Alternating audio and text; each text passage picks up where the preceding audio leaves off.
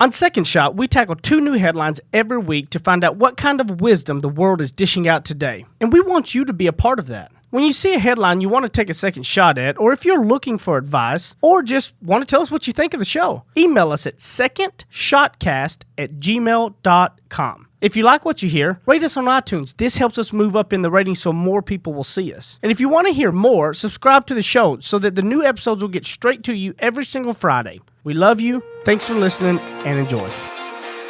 Heath Oaks is a millennial mogul whose ignorance on fire led him to fail his way to success. Jenny Anchondo is an Emmy award-winning journalist whose sharp eye and biting wit have led to her storied career in television. Together, they tackle today's headlines in a way only an odd couple with a dash of perfect opposite can. So kick back, relax, and join the conversation. This is Second Shot with your hosts, Heath and Jenny. Welcome in, everybody, and happy Friday if you were listening on the exact day Second Shot gets released.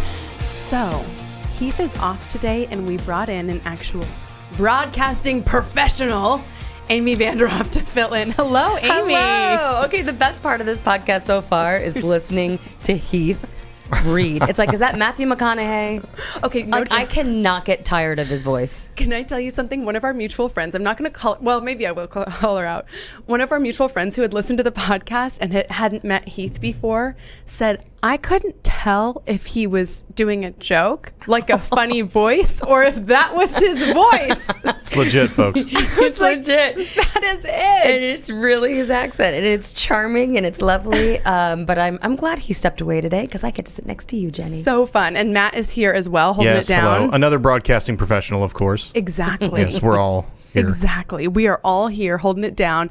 So I want to tell you guys a little bit about Amy. And if you watched me on Morning Dose, you saw us, attempting to do a show together. Make it a little bit of chaos, but I'll tell you a little bit about her background because today is National Girlfriend's Day. So I figured it would be a perfect day to record and just have a girlfriend hang out and do kind of ladies show in the studio along with Matt.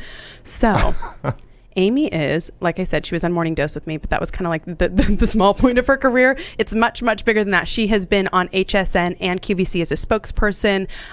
She also is a contributor to Dallas News and Guide Live. She's a brand ambassador. Oh, by the way, a mother. And we've got Wyatt standing by. Also, she has recently ventured into the podcast world herself, which I love so much because you guys know that this is my favorite medium. So in the third segment, we're going to talk about Amy's podcast and some of the scoop on the Real Housewives. If you're into the reality world, which I definitely am. So I've done a little bit of everything. I like to live indoors is basically what that bio says. That I have always multitasked at the same time, really never had my eggs all in one basket. Even when I was doing Good Morning Texas for 10 years, which was a morning show every single day, I still had side hustle because I saw media was growing so fast. I saw it was being consumed differently, like this podcast that you're listening to right now. So that's why it's a kind of a little bit of chaotic mess, my bio. No, I think it's a smart lesson for everybody, especially when you see your industry changing, instead of being upset about it and like, oh, I can't believe it's changing, and just being mad and mad and mad. Well, you go out and get new skills and you stay in it. Yep. So I like that you've done that. Thank you, Jenny. You're welcome. You've done the same. we are just, it's the same thing. I'm just trying to get jobs. That's just right. trying to get people to hire me. And you guys, this headline. Okay, so this was actually the most popular headline that I posted on Facebook this week. Amy and I were just talking about it. Oh, because I do like to get some food delivery. And the headline is this. I'm going to talk about the one from NPR, but this is all over every news outlet right now. 1 in 4 food delivery drivers admit to eating your food. And I'm sorry to have ruined it for everybody. Okay, so here's the backstory on it. This was a survey that was done by US Foods. This is a group that supplies food to restaurants, and they gathered info. Now, this is not a huge study, but 500 food delivery drivers. And they gathered info from more than 1,500 customers who order from DoorDash, Postmates, Grubhub, Uber Eats. Respondents ranged from 18 to 77 years old. And the drivers reported that, 54% of them admitted to being tempted by the smell of a customer's food, and half of those people said they actually took a bite. Ah. So Matt and Amy, do you guys do food delivery? My wife does, because my wife works from home. So if she has a hankering for something while I'm away at the office, she will do food delivery. I always like when I get home, I'm like, please don't order DoorDash. I'll just go pick it up. I'm not going to pay the $20 or whatever it costs to get it delivered here. I'll be your DoorDash if you just let me go and do it. So I try not to, but we have before, yes. What about you guys? You guys are busy. I mean, you're all over the place. How do you not do food delivery? Yeah, we do food delivery. And you know what? There's something to be said for convenience because they get lost. They don't show up at all. There's food missing. And I still go back and I order it. And guess what? Even with this horrifying headline that I read on many different platforms over the past few days, I'm still going to use DoorDash. And it's just, I don't know. It's just going to happen. And right? And there's always stuff missing. So this makes total sense. Right. Well, and it's interesting when I think about this headline and kind of the discussion we had before the show. When I think of a second shot, I think about the things that I sort of know to be true, and I sort of ignore them until they are straight in front of my face. Yeah. So damaging in the DoorDash sense, for me, I don't think so. For some people, this will make them not order. But again, like busy lifestyle, this is something that's going to stay in my life. Yeah. I will still be ordering, but it really makes me dig deep about what are those things that I know to be true in my gut, but that I don't really address until it's like, headline, Jenny, this is happening. You know what I mean? You think about a business, for example, accountability, and it's like, you know, you don't realize it until someone's embezzled all this money. Well, did you have a sense about that, you know, on day, you know, week one of that person working for you? Did you have a sense? And were we perhaps too lazy to go in and actually look at it? There you go. That's with anything, right? Risk reward. So you know what, no matter what you're doing or not doing or ignoring, there's risk involved, but you're like, okay, but the reward is the food gets delivered to my house. So, you know, what is it worth? And, but yeah, I think 1 out of 4 admit it. Matt, how many does that mean do it? Oh, that's got to be at least double that, right? Right. It has to be, right? Totally. Well, I know I don't even make it home when, like, so, you know, Chick-fil-A will be sort of like our sort of compromise. It's not really healthy, but it's not really the worst. And so I never order fries because I get the healthy salad. But of course, I want the fries and I smell them. And I always eat like half of Heath's fries on my way home, like me as the personal family DoorDasher. Yeah. So, And you're like, wow, they really gypped you on those my fries. gosh. Well, and Chick-fil-A doesn't even give you that many fries to begin with. It's like 8 fries. Yes. They're pretty good, though.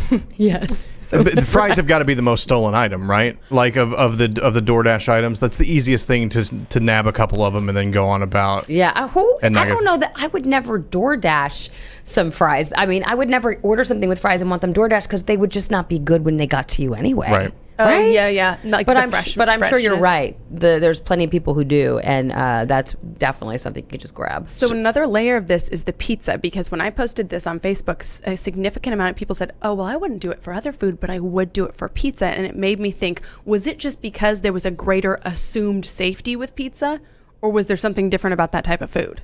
There is a greater assumed safety because if there's a piece missing, you're like, wait a minute. But what about taking like some pepperonis off or something? Right, it's more noticeable. Well, I think when it comes to the pizza delivery, and I think this probably extends to restaurants that already deliver, not the Uber Eats method where you're picking up from restaurants that may not be delivering to you.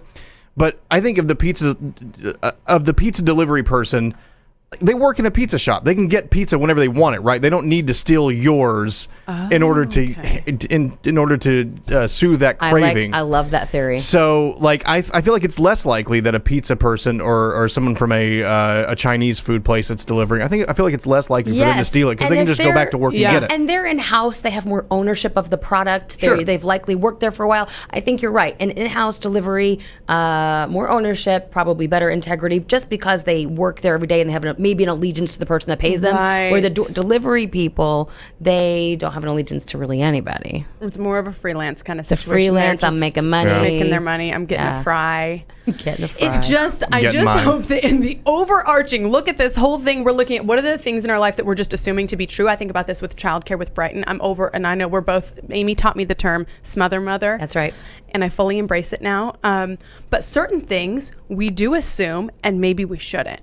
Yeah. See what I'm saying Yeah. in terms of just like safety and researching things. And I'm learning about, okay, first day, we're meeting teachers. We're being super, super involved so that there never is a question. Yeah. You're You right. know? No, you're right about that. Even like when we go to the doctor, it's like, okay, you say he's well, so he's well.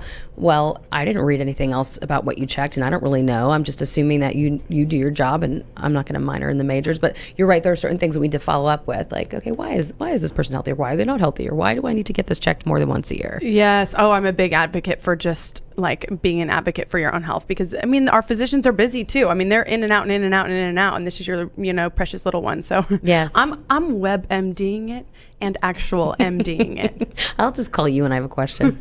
I only cut corners when it comes to food delivery, and fine, eat my fries. It's probably can better have for it. me anyway. The cost you're willing to pay. Yes, that's the Yeah. cost. Yes, I will continue to investigate in business and family, Yes. but go ahead and eat my food. Okay, we will be back in the second segment of Second Shot.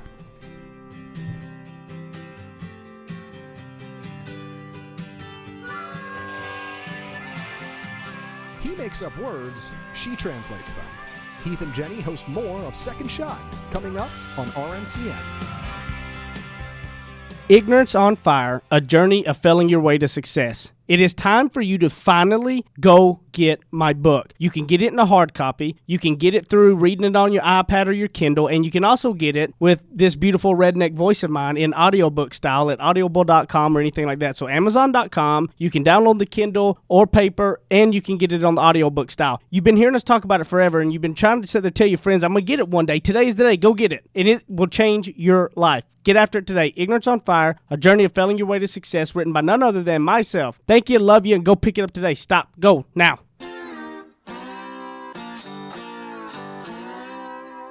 Ready? Aim. Fire. Second Shot is back for another round on RNCN. Amy's over here mothering. I am smothered. I tell my son, I'm not your mother, I'm your smother. Does he love that? Yeah, a lot. You can imagine. He's 10 now, so he's a big boy. But the good thing is he's still in love with me, and so I want to stick him in the freezer now. So that Yeah, he and just keep continues it. to love me. Because one day it's going to be slam doors, and I don't love you anymore. When is that phase? You know, everyone I ask says middle school. You know, middle school's just bad no matter where you go. Middle school's horrible. So a lot of people say middle school, and then other mommies of sons say they'll always love you. It's your son. So I'll hang on to that. Yeah, I feel like middle school is when I really started to be stressed out about school, and I think that starts to expand into other parts of your life, right? For sure. And it, like everything, the social cues and everything in middle school, everything starts to get really confusing. So Well, it was like that was when I started realizing, or maybe 5th grade, 6th grade, then I started realizing that I was wearing shorts from Kmart and other kids had like Umbro or Nike or brands. And I was like, oh. Yeah. Like I thought I was cool on their level, and I wasn't. Turns out it's just Same. fine no matter what. That's right. Your Kmart shorts will get you through. Or Caldors. Do you remember Caldors? No. That was maybe a Northeast thing. Is that a fancy brand? Or No, that's like Kmart. It's like Kmart or like like Walmart. I or think just it like might any be of a those step brands. down from Kmart if that's possible. Well, look at me being fancy. You high level. Okay, you guys, our next headline here is, when it comes to dating, people care more about these 4 things over IQ. Any guesses, either of you? Sex. That might be on there. What I do you think that might Matt? count as one of them. I just wanted to say sex. You guys are so wrong. Well, it's you guys interesting are that so not on the pulse. it's interesting that they pegged IQ. Like you would think the main thing would be attractiveness, right? Like Right. looks, but which is in there. But it's interesting that they think IQ, which is relatively far down the list. Well, and it's a little bit of a mind game too, because you think, oh, people like to say, oh yeah, I want someone who's really smart, or and it's like, Sure. what do people really want? What And do this, they want? This whole discussion got going because, tell me the pronunciation of his name again, Matt. Jason Momoa. and he's from. Aquaman. He's Aquaman. He is He's from Aquaman. Game of Thrones. He's been around. So apparently his thing is being sexy. Like everyone talks about him being sexy and having this great body, blah blah blah. Oh, I hadn't noticed. And then, people were talking about how, it looks like he has a dad bod now. Which Which is, by the way, not a bad thing. and also I saw that picture, like I feel like he looked pretty amazing. I feel like most men would really want to look like that. It goes to show body shaming knows no boundaries. Even Aquaman is not immune Aquaman. to body shaming. Exactly. Okay, so this whole thing got going because of Aquaman apparently not looking as Aquaman-esque, which, first of all, like, who are these people? Who are you? The same people eating our fries out of our Thank you. our Uber Eats. Thank you, Dad Bods, eating our fries out of our Uber what it Eats is. and then body shaming Aquaman. So eHarmony did this study now about what are people actually looking for? Is it a dad bod? Is it sex? Is it IQ? 70% of singles surveyed said they would prefer a partner looking for a serious relationship as opposed to something casual, which to me, that's not a big surprise to me. Most of my girlfriends who are single are definitely, even if they're on an app that's sort of characterized as, like a just meet up quick kind of app, they still want a relationship. Yep. So here's the thing. Number one, honesty, 54%. Number two, kind and considerate, 44%, followed close behind by funny, attractive, and smart. So the IQ is at the very bottom. We just want them to be honest with us. No, I liked the sort of like hobbies that people were looking for. Yes. Number one, enjoys eating out. Okay. Number two, does handiwork. Is that a hobby, eating out? Is that a hobby that people can If you be live into? in our city, it is. Yeah, I guess so, If yeah. you're in Dallas, Depends on how I you know. do Dallas, which was our top list. Dallas is often on our. It's funny to look at like the statistics on who listens. Every once in a while, it'll be something really random, but usually it's maybe Dallas or Fort Worth or Denton a couple times that are on our top list. But does handiwork? I like that, but you can. I mean, it's not like a requirement.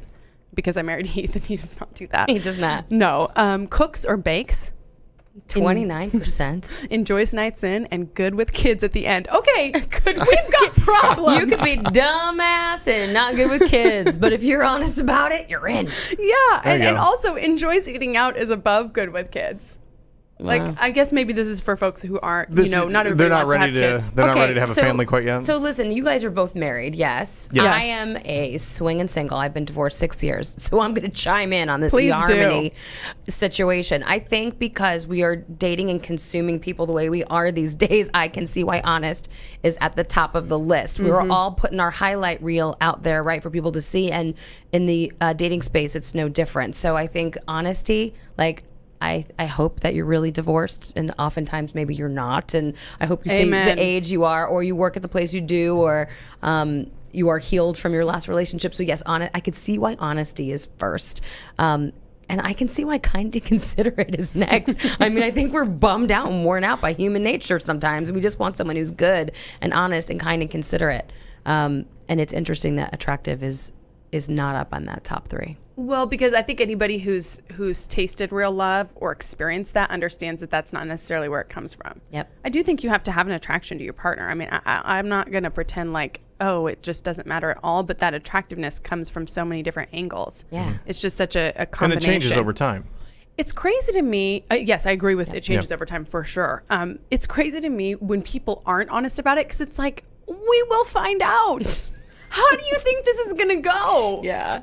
Yeah. What kind of work do you need to be doing on yourself?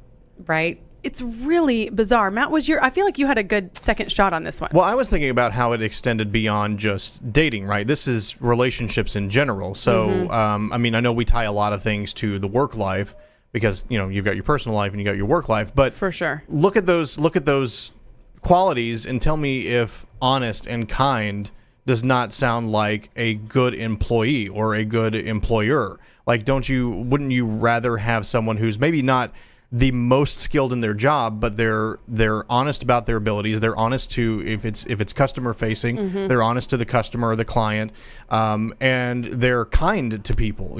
Like you could have someone who's really, really good at their job, but they're just miserable to be around and a dishonest person.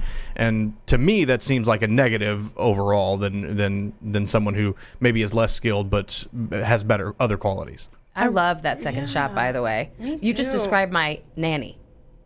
Okay. She's not funny. She's not attractive. She's not smart. But she's honest, kind, and considerate. I don't want her to even administer Tylenol to my child. But when she was the most amazing person. She treated us like family, so we treated her like family. And it didn't matter the rest of the stuff. You know, I didn't need her to be anything else except for those things. I love that second shot because it describes the people that you want around you. Why not a significant other? Of course, and a nanny it's really the closest relationship you're going to have in the quote unquote work world because that person's in your home. It's with your most important human.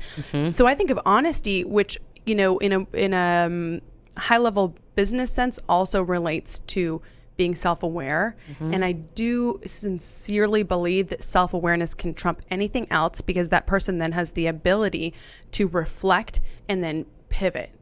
They can see, oh gosh, I'm not getting this and I'm not doing it correctly. Who can teach me? Yes. So it's almost like if they didn't have the specific IQ for the job, but they're able to realize that sometimes they're the problem, well then, oh my gosh, you're going to be better than the person with the, the high IQ or these other work type characteristics. I just love working with somebody who will even throw out every once in a while, oh gosh, my bad. Yeah, that's a huge thing. If someone can just own it and say, my bad. And sometimes we would fight on that and blame someone else and blame, and I didn't, but it's because, but if, but when. And then all of a sudden you mature, or however you're wired is changed and altered as we get older, because I've made these mistakes in the past. And then once you say, I get it, my bad, you disarm the other person. If they're all anxiety and upset and running on a million miles a minute, you just say my bad and you disarm that situation, and then you can get to the healing and resolution of it. Yes, it's really such a powerful, and you don't have to use that phrase if you're in a super professional work environment. You could use a more professional phrase. In news would just say my bad. But I think that I think people are scared to admit, especially if somebody is that high IQ person. That's what they've been complimented on perhaps their whole life. Like they know that is my gift, and so they don't want to back down on maybe being wrong on something. They might even still feel like they're right, but just try it. Try taking a little bit of the blame, or maybe not all. Like there's a little a little fraction of it where you say, okay, yes, this could have been me, or I could have performed better on this. If you try it, the other people, they've got nothing else to fight with. See, my boyfriend's really smart, and I'm thinking that you might have just solved the reason of why he never says my bad. And here's the thing. He doesn't say my bad, but he'll correct the behavior. But man, he ain't gonna say it. So it's all good in the long run because I know I'll get what I need out of it because I don't need you to say it. But it's funny. I think maybe it is an attack of their common sense, almost like, well, I should have known better, but I don't know why I didn't know better. Because he's so gifted intellectually. Yes. His entire career, his education, he's highly educated.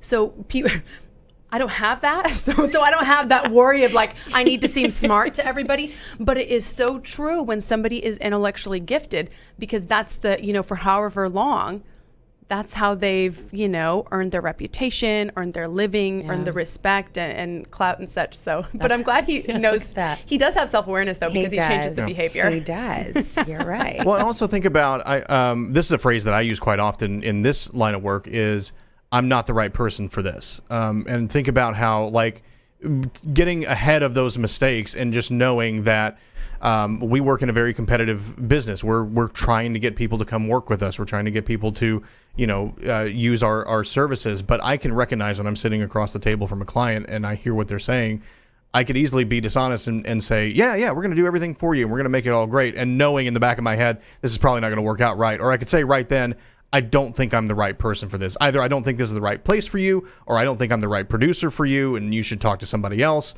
I have found that honesty, which I think comes with time and confidence and other things like that. I think that honesty in the workplace and probably in the dating world, just looking at someone saying, we're not right for each other, let's just cut this off right now. Right. It probably solves a lot of problems before you encounter them.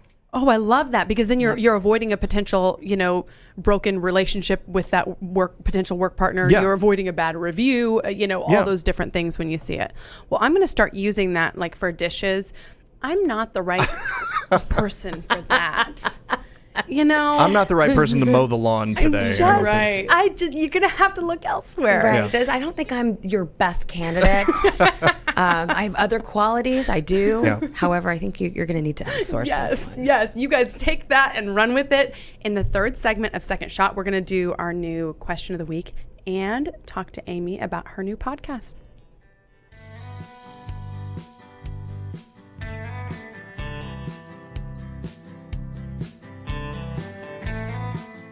Now that's what I call ignorance on fire. More of Heath and Jenny still to come. To all of my friends in the great state of Texas, if you have not taken advantage, I have a way to save you a ton of money. I have saved over about $3,000 in the last year, and I have no hassle. Go to EnergyOgre.com, put in the promo code SECONDSHOT. Now listen, promo code SECONDSHOT, and you're going to get a free month just for signing up and saving a ton of money. So don't be crazy. Stop sitting around talking about, is this the real deal, and go do it right now. EnergyOgre.com, promo code SECONDSHOT, and a free month. Thanks. Go get it now. Run. Kick off your boots or suit up. The choice is yours. Welcome back to Second Shot on RNCN. It has been so fun to be hanging out with Amy again. We used to get together to do TV together at 2:30 in the morning.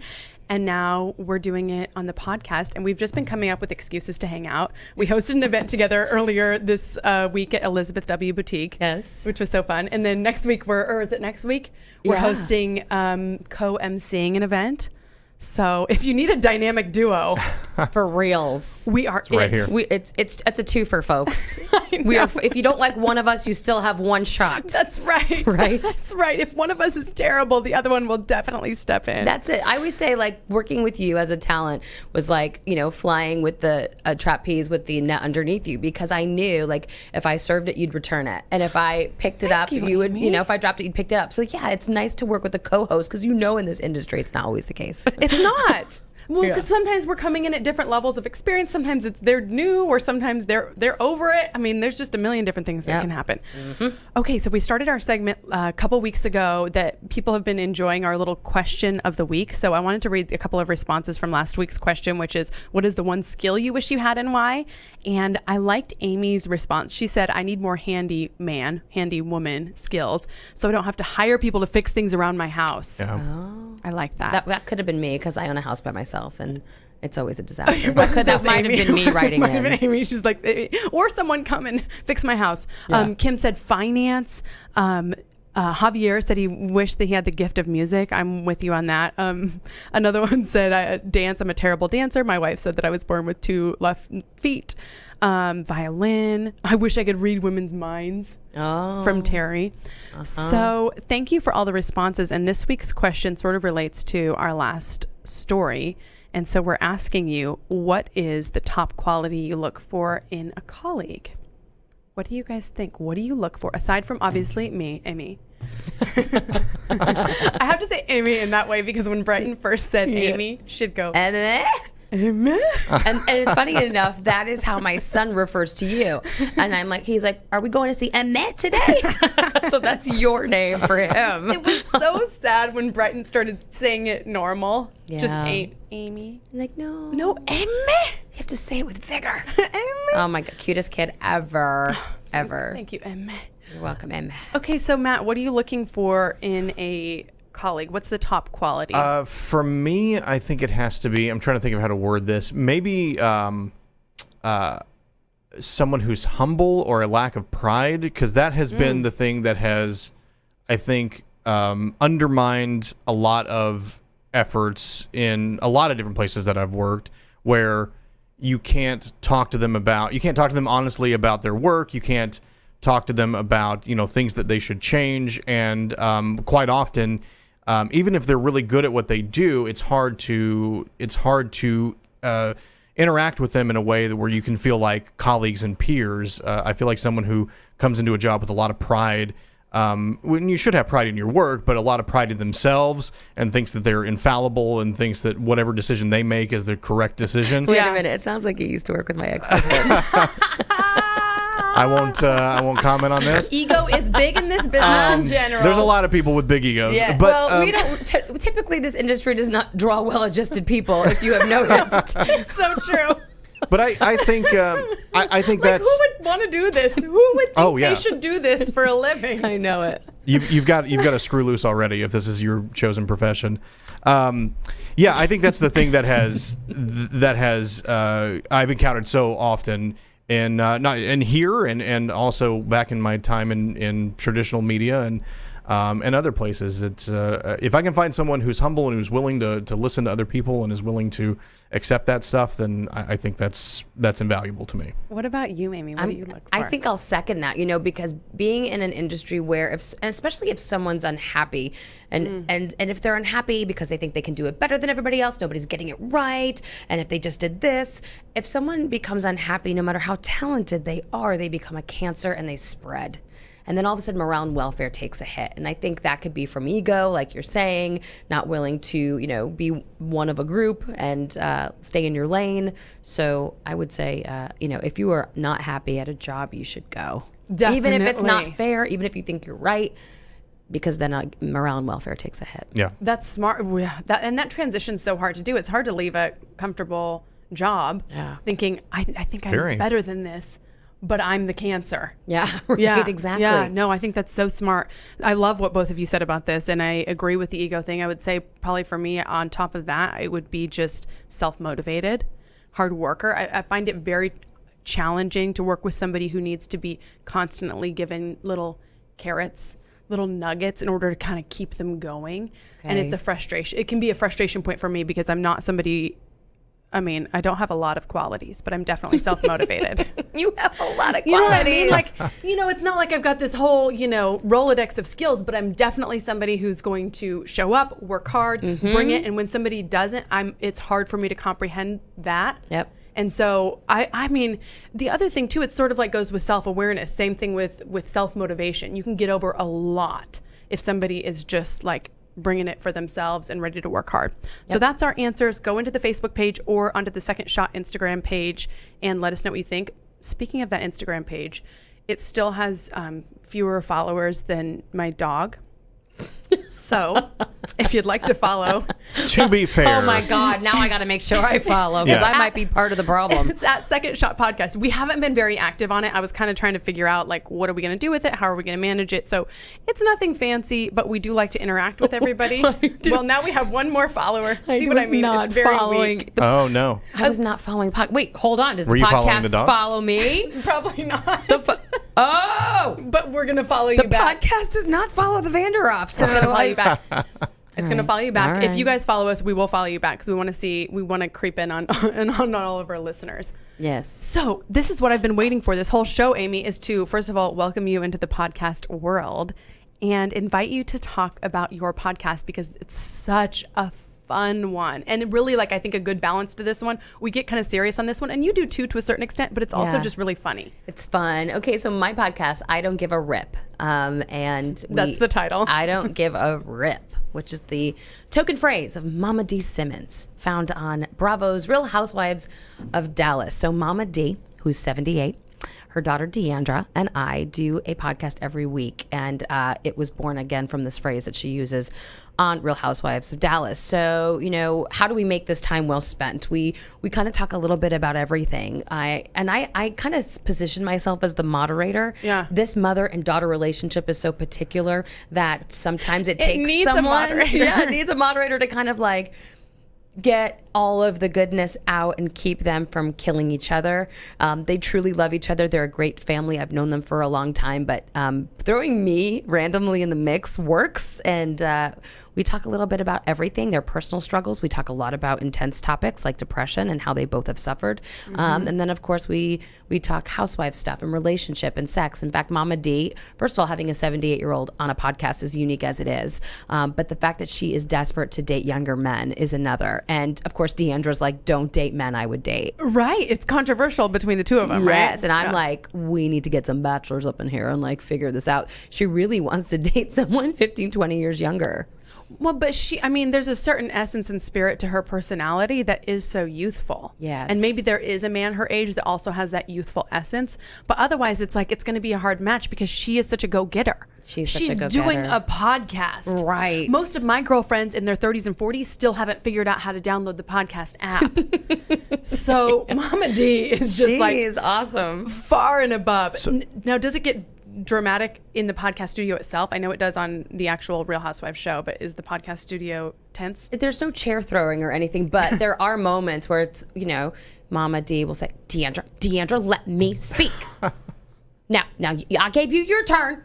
You let me speak. I'm trying to do my best text. It's horrible. But yes, there are moments in between them that are tense. They're both on the injured list right now. They both have injured feet. So they challenge each other like, well, I can't do this. Well, I can't do this. We have to see who's suffering more. It's like, you're both suffering. We're good. We don't have to make it a competition. But right. But yes, of course, with any relationship that's family, it's particular. But they have a really good time. And we get to learn of the trials and tribulations of their lives. Well, and while they are both reality TV show stars, they didn't necessarily have the TV background that you have to do a podcast. Was this a daunting project for them to get involved in? Because they are just speaking as opposed to having their life recorded. Yes. I think that they both had TV experience prior because they used to host shows for Christian networks. And so they had a little bit of hosting chops. So it was good. And having me lead them through the process has also been very good.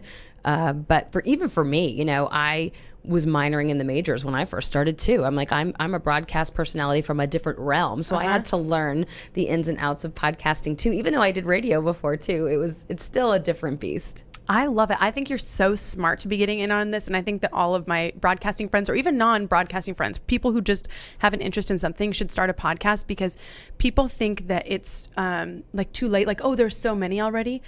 Trust me, this is just the beginning. Yep.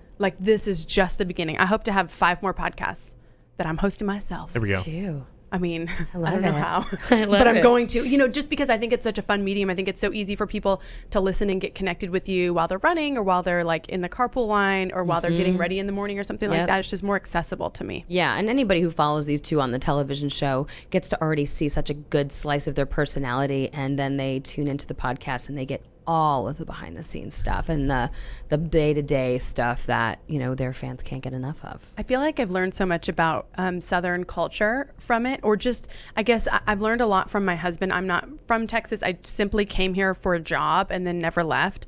So I would consider, this is where I live. I guess I'm a Texan now, but I don't have those deep roots in the cooking and the traditions and things like that are so specific that Mama D holds so true to. And it makes me think of my in-laws.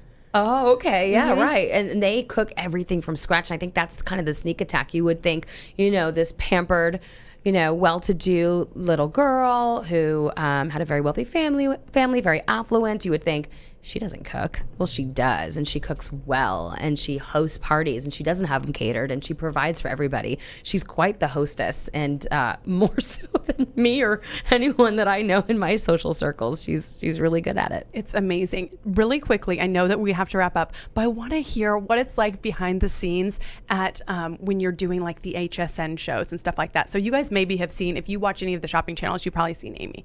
I want to hear what the behind the scenes is like. Okay, so it's super fun and glamorous. They have such a wide audience that, these programs reach a lot of eyeballs. If you're not watching HSN and QVC, you certainly know what it is. Or you might say, oh, my mom orders everything off of there at 3 o'clock in the morning. It's really fun and glamorous. It's a great job for me because I truly get to walk in and they put me in my own little dressing room, and then they pull me out to do my little thing on air. And then I go back into my room. For me, I don't do a lot of the heavy lifting that these hosts have to do. They're all about their numbers and how much money they're selling per minute, and not being the host for once and just being the guest has been really fun for me. Because you're going on to talk about a specific product when you go on. Yeah. Now, is there pressure from that end though to sell more, or is that just on the host? It's mostly on the hosts, but of course, I work for a company that pays me a lot of money to go and deliver and to represent their product. So everybody has a lot riding on it. But being the guest over the past few years on a lot of different TV shows has been really cool for me because, again, even just sitting next to you now as the guest is easier, just not to be responsible for ratings and revenue and all of that. It's nice to just kind of go on, do my song and dance and kind of go away. It's been a role I had to learn. I was not a good guest when I started because I would How steamroll so? the poor host. Okay. I had to learn to stay on my lane.